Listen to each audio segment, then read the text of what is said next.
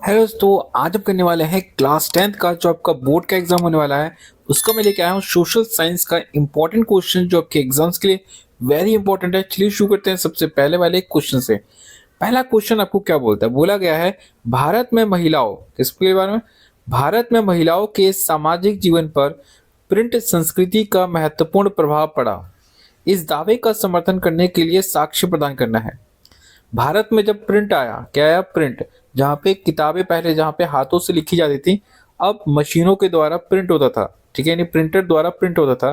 तो जब भारत में प्रिंट सिस्टम आया, ठीक है, प्रिंट की प्रणाली आई, इससे भारत की महिलाओं पर यानी भारत की महिलाओं पर समाज पर क्या असर पड़ा, हमें ये बताना है। महिलाओं के जीवन पे क्या असर पड़ा, हमें ये बताना है। तो पहला आंसर ये होगा कि प्रिंट संस्कृति ने क्या किया, प्रिंट संस्कृति ने महिलाओं के लिए शिक्षा को बढ़ावा दिया, जिससे वे पढ़ने लिखने लगी। मतलब महिलाओं की शिक्षा पे ध्यान नहीं दिया जाता था, अब महिलाओं की शिक्षा पे भी ध्यान दिया जाने लगा। और महिलाओं की जो संख्या है वो बढ़ने लगी पढ़ने वाले। फिर महिलाओं के अधिकारों और समस्याओं पर लेख और पत्रिकाएं प्रकाशित होने लगी। मतलब अब किताबें छपने लगी जिसमें महिलाओं के अधिकार के बारे में बताया गया था। उसके बाद फिर समाज सुधारकों ने महिलाओं की स्थिति सुधारने के लिए प्रिंट मीडिया का इस्तेमाल किया। बहुत सारे ऐसे समाज सुधारक थे जो महिलाओं के अधिकारों के यानी उनकी स्थिति को समाज में सुधारने के लिए उन्होंने बहुत कुछ लिखा था। ठीक है, यानी प्रिंट मीडिया के द्वारा, किताबों के द्वारा लोगों तक बातों को पहुंचाया है कि महिलाओं को भी ये अधिकार मिलने चाहिए। उसके बाद विधवा पुनर्विवाह और सती प्रथा जैसी जो कुप्रथा थी, यानी खराब कहते प्रथाएं थी, उनके खिलाफ में लोगों को जागरूक किया। लोगों को किताबों के द्वारा यानी प्रिंट में क्या होता था कि अधिक से अधिक किताबें छापी जा सकती थी। ठीक है, जो लोग जब पढ़ते थे तो लोग जागरूक होते थे कि कौन कौन सी ऐसी प्रथाएं हैं जो समाज के लिए बुरी है और महिलाओं के लिए कौन कौन से अधिकार है। ठीक है, अब आते हैं नेक्स्ट वाले इंपॉर्टेंट क्वेश्चन पे। देखो इसमें एक और एक पॉइंट था, महिलाओं के लिए विशेष पत्रिकाएं और पुस्तकें छपने लगी, जिसमें उनको सिखाया जाने लगा कि महिलाएं कैसे आत्मनिर्भर बन सकती है। तो ये प्रभाव पड़ा था भारत की महिलाओं पर प्रिंट संस्कृति का। एक क्वेश्चन पूछा गया, देखो यहाँ पे, कि मिस्टर आर एक छोटे से कारखाने में नियमित कर्मचारी थे। ठीक है, यहाँ पे उन्हें उनकी मजदूरी का ठीक से भुगतान नहीं दिया गया और कारखाने ने सरकार द्वारा बताए गए कारखाने के नियमों और विनियमों का पालन नहीं किया। मतलब उनको जितना मिलता था मजदूरी उतना नहीं दिया जा रहा था, और जो कारखाना का मालिक है वो नियमों का पालन नहीं करता। हाल ही में उसकी नौकरी चली गई है, किसकी, मिस्टर आर की। और एक ठेला गाड़ी में बिजली के सामान बेचते हुए पाए गए। अब वो ठेले गाड़ी में क्या बेचते हैं, बिजली का सामान। तो हमें बताना है यहाँ पे, देखो इसमें क्या लिखा है कि आर जैसे श्रमिकों की सुरक्षा में सरकार की भूमिका क्या है। ये जो आर नाम का व्यक्ति है, इसकी सुरक्षा के लिए सरकार क्या कर सकती है, हमें बताना है। क्वेश्चन का आंसर ही देना है। तो इसका आंसर ये होगा कि सरकार श्रमिकों की सुरक्षा के लिए न्यूनतम मजदूरी और कार्यस्थल की सुरक्षा और श्रम अधिकार सुनिश्चित कर सकती है। देखो सरकार क्या कर सकती है, पहले ही तय कर सकते हैं कि कोई भी कारखाने का मालिक है उसको कम से कम इतनी मजदूरी तो देनी पड़ेगी, किसको, अपने मजदूरों को। ये पहले से तय कर देना चाहिए। दूसरा, सरकार को ये देखना चाहिए कि जहाँ पे भी मजदूर काम कर रहा है वहाँ पे सुरक्षा है कि नहीं, सुरक्षा के सारे नियमों का पालन हो रहा है या नहीं। ये भी देखना चाहिए कि जो मजदूरों के अधिकार है उनको दिए जा रहे हैं कि नहीं, ये देखना पड़ेगा सरकार को। साथ में श्रमिकों को स्थायी रोजगार और उचित वेतन दिलाने के लिए श्रम कानून बनाया जाना चाहिए। सरकार को कानून बनाने चाहिए, श्रम कानून, जहाँ पे श्रमिकों को उचित वेतन दिया जाना चाहिए और उनकी जो रोजगार है वो स्थायी हो। इसके अलावा बात क्या है, हमारा जो मजदूर है उनको बेरोजगारी भत्ता मिलना चाहिए। स्वरोजगार योजनाओं से श्रमिकों को सहायता देनी चाहिए। सरकार को ऐसी योजना चालू करनी चाहिए जहां पर मजदूरों को क्या मिले, बेरोजगारी भत्ता मिलेगा। मान लो कि उन्हें कुछ महीनों तक जॉब नहीं मिल रही, काम नहीं मिल रहा है, तो उस समय उनको अपना खर्चा चलाने के लिए कुछ पैसे मिलना चाहिए। साथ में श्रम अदालतें होनी चाहिए, मतलब ऐसे कोर्ट्स होने चाहिए जहाँ पे अगर किसी मजदूर का अधिकार छीना जा रहा है तो वहाँ जाके वो अपील कर सकता है कि उसको अधिकार को दिया जाए। ठीक है, यहाँ पे उसके बाद क्या है, देखो यहाँ पे और सरकार क्या कर सकती है, ट्रेड यूनियन बनाने की अनुमति, यानी श्रमिकों को संगठित होकर अपने अधिकारों के लिए लड़ने। देखो मजदूर संघ बनना चाहिए, मजदूरों का एक ग्रुप होता है ना, वो बनना चाहिए जो मजदूरों के अधिकारों के लिए क्या करेगी, लड़ेगी। ये हो गया दूसरा क्वेश्चन। अब आते हैं तीसरे क्वेश्चन पे। तीसरा क्वेश्चन ये बोलता है कि कृषि औद्योगिक क्षेत्र को बढ़ावा देती है। जो खेती बाड़ी है वो उद्योग को बढ़ाती है। कैसे? कि इन्हीं 3 संगत बिंदु के साथ कथन की पुष्टि करनी है। किस प्रकार से जो खेती बाड़ी है वो औद्योगिक क्षेत्र को बढ़ाती है। उद्योग मतलब जहाँ पे सामान को बनाया जाता है। तो देखो, आप तुमको पता होगा कि कृषि से कच्चा माल आता है। देखो, जो बड़े बड़े उद्योग होते हैं, जैसे गन्ना हो गया, ठीक है, कपड़ा उद्योग हो गया, तो यहाँ पे जो कच्चा माल आता है वो कहाँ से आता है? कृषि से आता है। ठीक है, यहाँ पे तो कृषि से जो कच्चा माल मिलता है वही उद्योग क्या करते हैं? इस्तेमाल करते हैं और अपना प्रोडक्ट को बनाते हैं। तो एक प्रकार से जो उद्योग होते हैं वो कृषि पे निर्भर होते हैं अपने किसके? कच्चे माल के लिए। अगला कि खाद्य पे देखो, खाद्य प्रसंस्करण जैसे वस्त्र उद्योग हो गया, कागज उद्योग हो गया, ये पूरा किस पे निर्भर करते हैं? कृषि पे निर्भर करते हैं। कृषि यंत्रों, उर्वरकों और बीज की मांग बढ़ाने से उद्योगों को प्रोत्साहन मिलती है। देखो, उद्योग तभी डेवलप होंगे क्योंकि देखो खेतीबाड़ी में बहुत सारे ऐसे सामान होते हैं, खेतीबाड़ी में बहुत सारे ऐसे सामान होते हैं जो उद्योगों से आते हैं। ठीक है, आगे तो अगर खेतीबाड़ी ग्रो करेगी, ठीक है, खेतीबाड़ी बढ़ेगी तो मांग ज्यादा होगा, खेतीबाड़ी के सामानों की मांग होगी। तो खेतीबाड़ी की सामान की मांग होगी तो उद्योग भी क्या होगा? डेवलप होगा, क्योंकि उद्योग कहते हैं वो प्रोडक्शन करेगा। इस प्रकार से क्या है कि खेतीबाड़ी जो होता है यानी कृषि जो होती है वो उद्योगों का विकास करते हैं। अगला हमारे से क्वेश्चन पूछा ये गया है कि भारतीय संविधान विधायी शक्ति को वितरित करने के लिए 3 सूचियां प्रदान करती है। देखो, हमारा संविधान जो है एक 3 सूचियां बनाता है। ठीक है, 3 सूचियां प्रदान करता है। एक तो है संघ सूची में, उनमें से एक होता है संघ सूची। तो संघ सूची में शामिल किन्हीं 2 विषय के बारे में बताना है, और शिक्षा जो है किस विषय सूची में शामिल है हमें ये बताना और क्यों है। तो सबसे पहले मैं बताता हूँ कि जो संघ सूची होता है उसमें रक्षा, विदेश मामले जैसे विषय शामिल होते हैं। ठीक है, उसके बाद शिक्षा जो है वो संवर्ती सूची में शामिल है। संवर्ती सूची मतलब जिस पे जो केंद्र सरकार होती है और राज्य सरकार होती है, दोनों क्या कर सकती है? फैसले ले सकती है, क्योंकि यह केंद्र और राज्य दोनों के लिए महत्वपूर्ण होता है। कौन सा? शिक्षा। और शिक्षा कौन सी सूची में है? संवर्ती सूची में। ठीक है, यहाँ पे अगला है, यहाँ पे लिखा है यहाँ पे कि राज्यों को अपनी आवश्यकता के अनुसार शिक्षा नीति को बदलने की स्वतंत्रता है। तो हर एक राज्य जो है वो अपनी शिक्षा नीति को बदल सकता है। अपने जो उनके स्टेट में एजुकेशन दी जा रही है ना, उसमें नियमों में बदलाव कर सकता है, उनका अधिकार में आता है। अब आते हैं 5th नंबर के क्वेश्चन पे। 5th नंबर क्वेश्चन क्या बोलता है? स्थानीय पर्यावरण और आसपास के समुदाय के स्वास्थ्य पर खनन गतिविधियों का प्रभाव बताना है। देखो, जो खनन होता है, जैसे देखते हो कोयले की खुदाई करने के लिए कोयले निकालने के लिए खुदाई की जाती है। कॉपर हो गया या दूसरे तरह के मेटल्स हो गए, लोहा हो गया, इस तरह की जो चीजें होती हैं इनको निकालने के लिए खुदाई की जाती है। तो इसका पर्यावरण पे क्या असर पड़ता है, वहां के लोगों पे क्या असर पड़ता है, ये हमको बताना है। ठीक है, तो इसका आंसर क्या होगा? देखो यहाँ पे कि खनन से भूमि, जल और वायु प्रदूषण होता है। ठीक है, यहाँ पे जब खनन कहीं पे खुदाई की जाती है तो वहाँ का जो पूरा पर्यावरण है, पानी, भूमि, वायु, साउंड पोल्यूशन तो होता ही है, तो इस तरह के प्रदूषण होते हैं। ठीक है, और क्या होता है कि वहाँ पे स्थानीय लोगों का जीवन पर बहुत असर पड़ता है, क्योंकि वहाँ की जो खेती बाड़ी वाली जमीन है वो पूरी बंजर हो जाती है, क्योंकि उसको खोद देते हैं तो पूरी जमीन बंजर होती है, वहाँ पे खेती बाड़ी नहीं हो सकती। खदानों से निकलने वाला जो धूल होता है, रसायन होता है, वो भी क्या करता है? वहाँ के लोगों के स्वास्थ्य को खराब करता है। जब खुदाई होती है तो बहुत सारे केमिकल्स धुआं निकलता है जो लोगों के स्वास्थ्य के लिए खतरा देता है। जल स्रोतों का दोहन और प्रदूषण से पीने के पानी की समस्या उत्पन्न होती है। पानी का बहुत ज़्यादा उपयोग होता है जिससे पानी बहुत ज़्यादा प्रदूषित भी होता है, पीने की पानी की वहाँ पे कमी हो जाने लगती है।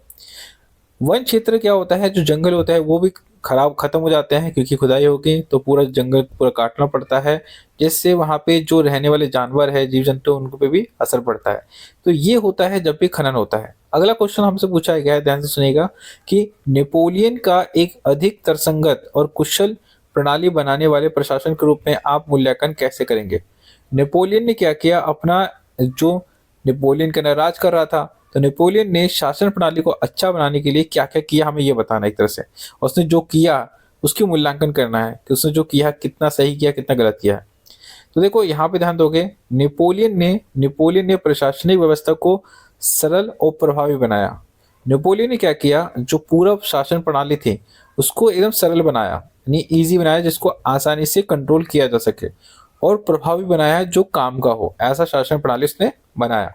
नेपोलियन ने क्या किया? नेपोलियन ने संहिता, देखो नेपोलियन संहिता लागू की। नेपोलियन ने नेपोलियन संहिता लागू की, जिसमें समानता और संपत्ति के अधिकार को सुनिश्चित किया कि सभी समान होंगे और सभी को संपत्ति का अधिकार मिलेगा। फिर कर प्रणाली में सुधार किया गया, उसको पारदर्शी किया गया। कर प्रणाली मतलब जो टैक्स वाला सिस्टम है, ठीक है, तो टैक्स वसूली करने का जो सिस्टम था उसको अच्छा किया उन लोगों ने और उसको पारदर्शी किया, उसमें कोई बेईमानी नहीं होगी। ये किसने करवाया? नेपोलियन ने करवाया। यातायात और संचार के जो बुनियादी ढांचे थे उसको मजबूत किया गया, इसको ठीक किया गया। किसने? नेपोलियन ने किया। फिर नागरिक कानून को सुधार किया गया और न्यायिक व्यवस्था को प्रभावी बनाया गया। नागरिक जो कानून था उसमें सुधार किया, न्यायिक व्यवस्था जो है उसको ठीक किया उसने। किसने? नेपोलियन ने। तो इस प्रकार से जो उसने काम किया है, ठीक है, इस प्रकार से उसने अपनी शासन प्रणाली को ठीक किया। अगला है हमारा क्वेश्चन पूछा गया है, क्या क्वेश्चन पूछा गया है कि वर्ष 1915 में वियना की कांग्रेस में रूढ़िवादियों द्वारा लिए गए निर्णयों का विश्लेषण करना। 1815 में वियना में कांग्रेस के रूढ़िवादी जो लोग वो थे, नेता थे, उन लोगों ने बहुत सारे निर्णय लिए, फैसले लिए। वो कौन कौन से थे उसके बारे में बताना। देखो, पहला था कि फ्रांस में राजशाही को बहाल किया जाएगा। फ्रांस में क्या आएगा? फिर से राजशाही आएगी, ठीक है, यहाँ पे जहाँ पे राजा राज करेगा। यूरोप की सीमाओं को पुनः व्यवस्थित किया गया। जो यूरोपीय कंट्रीज हैं उनकी सीमाओं को ठीक किया जाएगा, ठीक है, यहाँ पे सुनिश्चित किया जाएगा कहाँ से कहाँ तक है। फिर उदारवादी और राष्ट्रवादी आंदोलनों को दबाने का प्रयास किए गए। जो लोग उदारवादी लोग थे और जो राष्ट्रवादी लोग थे, आंदोलन हो रहे थे ना, उनको खत्म कर दिया जाएगा, ठीक है। तो ये सब हुआ था। और शाही परिवार की सत्ता बनाए रखने के लिए समझौते किए जाएंगे। जो शाही परिवार है, होता है ना, एक परिवार होता है, राजा का बेटा फिर ना राजा बनता है, ऐसे चलता है, तो उनको उनकी जो सत्ता है, उनका शासन जो है चलता रहे, इसके लिए बहुत सारे काम किए जाएंगे एक तरह से, ठीक है। अगला 8वां क्वेश्चन क्या बोलता है, ध्यान से सुनिएगा। भारत जैसे लोकतांत्रिक देश में बहुदलीय व्यवस्था की भूमिका बतानी। देखो, भारत एक देश है जिसमें बहुत ज्यादा लोगों की संख्या है, ठीक है, जनसंख्या है। तो यहाँ पे आपको पता होगा कि यहाँ पे जो दल है, राजनीतिक दल है, वो बहुत सारे हैं। हमारे देश में जो राजनीतिक दल है वो बहुत सारे हैं, ठीक है, यहाँ पे, इसलिए हमारे यहाँ पे बहुदलीय व्यवस्था है। तो बहुदलीय व्यवस्था की हमें बताना है कि भूमिका क्या है हमारे देश में, क्या क्या फायदा है या क्या नुकसान है।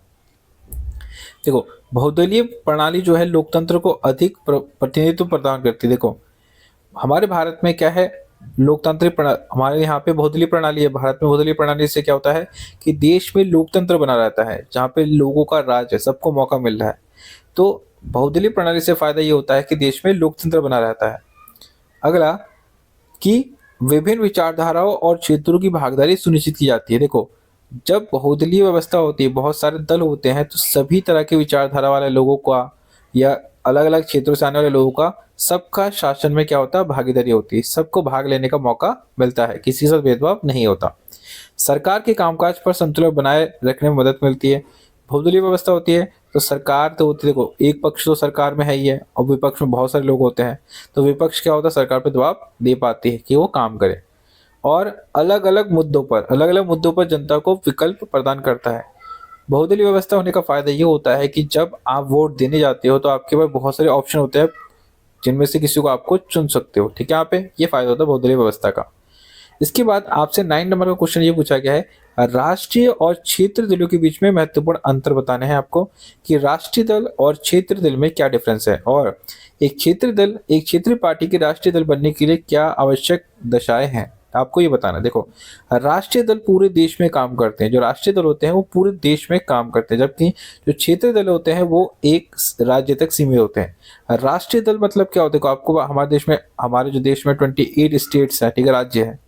तो जो राष्ट्रीय दल होता है ना, उनका 2 से ज्यादा, क्या नाम है, क्या होते हैं, उससे भी अधिक राज्यों में क्या होते हैं, उनकी सरकारें होती है, ठीक है, जो राष्ट्रीय दल होते हैं। और जो राज्य या क्षेत्र दल होते हैं, वो सिर्फ एक राज्य तक सीमित रहता है, 1 से 2 राज्य तक क्या आता है, सीमित रहता है उनकी सरकार। अगला है जो राष्ट्रीय दल का जो चुनाव होता है। देखो, राष्ट्रीय दल को चुनाव आयोग द्वारा मान्यता के लिए अधिक राज्यों में उपस्थिति दिखानी होती है। अगर किसी राजनीतिक दल को अगर राष्ट्रीय दल बनना है तो उसको कम से कम 2 राज्यों में जीतना पड़ेगा, अपनी सरकार बनानी पड़ेगी, तब जाके वो राष्ट्रीय दल बन पाता है। अगर कोई भी राजनीतिक पार्टी है जो क्षेत्रीय दल है, अगर वो राष्ट्रीय दल बनना चाहता है तो उसको कम से कम 2 राज्यों में अपनी सरकार बनानी पड़ती है। आगे क्या लिखा है, देखो यहाँ पे कि एक क्षेत्रीय पार्टी को राष्ट्रीय पार्टी बनने के लिए कम से कम 4 राज्यों में न्यूनतम वोट प्रतिशत सीट जितने होते हैं, वही बताया गया। देखो यहाँ पे मतलब तुम आपको क्या करना पड़ेगा, कम से कम 4 राज्यों में ना न्यूनतम जो है, देखो आप ये तो या तो सरकार बना लो या तो आप क्या करो कि 4 राज्यों में क्या करो, कम से कम जो मिनिमम जितना सीट की आवश्यकता होती है ना उतनी सीटें ले लो। आप सरकार ना बन पाओ, लेकिन आपको क्या कम से कम 4 राज्यों में क्या करना पड़ेगा, कम से कम जो सीटें की जरूरत पड़ती है उतनी आपको लानी पड़ेगी, तब जाके आप एक राष्ट्रीय दल बन पाओगे। ठीक है। यहाँ पे आगे लास्ट आपका क्वेश्चन जो है, आपका 10वां क्वेश्चन क्या बोलता है, मिस्टर एक्स ने एक साहूकार से बहुत ज्यादा दर पर क्या लिया, पैसा उधार लिया है। ठीक है, ब्याज पे पैसा लिया है, वह ब्याज का भुगतान नहीं कर सकता है। ठीक है, तो मिस्टर एक्स को साहूकार से उधार लिए गए ब्याज की राशि का निपटान करने के लिए दूसरे जमींदार से उधार लेने के लिए मजबूर किया गया। ठीक है, अब देखो एक्स ने क्या किया, किसी साहूकार से क्या लिया, पैसा उधार लिया। ठीक है, अब वो दे नहीं पा रहा। ठीक है, तो एक्स ने क्या किया, किसी दूसरे साहूकार से पैसा उधार लिया ताकि इसका पैसा वापस कर सके। इस स्थिति से उसे किन परिणामों का सामना करना पड़ सकता है। तो ये जो कर रहा है ना कि पहले किसी से उधार लिया, अब वो चुका नहीं पा रहा, तो किसी और से पैसा उधार ले रहा है, उसको चुका रहा है। तो इस स्थिति से उसे कौन सी समस्या का फायदा होगा। तो पहला देखो यहाँ पे ये होगा कि जो मिस्टर एक्स है, देखो मिस्टर एक्स कर्ज के जाल में फंस सकते हैं। किसके जाल में, कर्ज के जाल में फंस जाएंगे और आर्थिक रूप से क्या हो जाएंगे, कमजोर हो जाएंगे। ठीक है, साहूकार उनका शोषण किया और तुम देख सकते हो कि यहाँ पे बहुत ज्यादा ब्याज ले रहा है, यानी साहूकार एक तरह से उनका शोषण कर रहा है। संपत्ति गिरवी रखने या बेचने की नौबत आ सकती है, क्योंकि वो पैसे चुका नहीं पाएंगे तो उनको अपना प्रॉपर्टी बेचना पड़ेगा। लगातार कर्ज से उनकी जो समाज में उनकी जो इज्जत है और जो मानसिक तनाव है वो बढ़ता जाएगा। ठीक है, यहाँ पे तो ये समस्या होगी। और यहाँ तक कि देखो लिखा है कि उचित ऋण व्यवस्था की कमी के कारण क्या है, मजबूरी में उनको कभी कभार गलत निर्णय भी फैसला लेना पड़ सकता है। आपको तो पता ही होगा। ठीक है, यहाँ पे तो दोस्तों मैंने आपको कितने क्वेश्चन समझाए, 10 क्वेश्चन, इंपॉर्टेंट क्वेश्चन समझाए, जिनको आपको अच्छे से याद कर लेना है, रिविजन कर लेना है, क्योंकि ये आपके एग्जाम्स के लिए वेरी इंपॉर्टेंट है, बोर्ड के एग्जाम्स के लिए। और अगर आपको कोई डाउट है आप कमेंट में पूछ सकते हैं। ठीक है, इसके नोट्स आपको डिस्क्रिप्शन में मिल जाएंगे। और अभी के लिए थैंक्स फॉर वॉचिंग।